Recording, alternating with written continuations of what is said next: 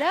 তো এখনো পর্যন্ত আমরা যেটা বলতে পারি যে আগুন নেভানোর এখনো পর্যন্ত আমরা কোনো লক্ষণ দেখছি না, কিংবা ফায়ার বলছেন যে ভবনের মধ্যে যারা ছিলেন তারা দ্রুত বেরিয়ে গেছেন।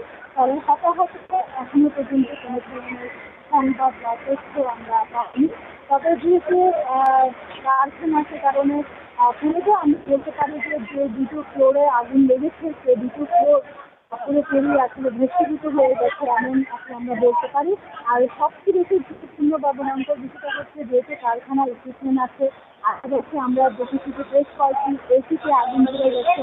সেই এসিগুলো বিস্ফোরণ হয়ে কিন্তু আমরা দেখেছি ছিটকে আসছে, এবং তাকে যতই চেষ্টা করছে সেনাবাহিনী কিংবা কিন্তু সেই নিরাপত্তাটা আসলে তাদের রাখাটা কষ্ট হয়ে যাচ্ছে।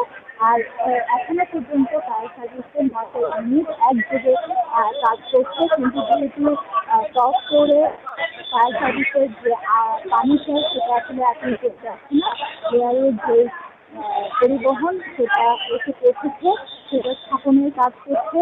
সেখান থেকে পানি ছিটালে হয়তো কিছুটা নিয়ন্ত্রণে আসতে পারে আমরা ধারণা করছি। আর এখানে আপনি জানেন যে একটা বিশেষ অঞ্চল অর্থনীতি বিভিন্ন কারখানাগুলো রয়েছে।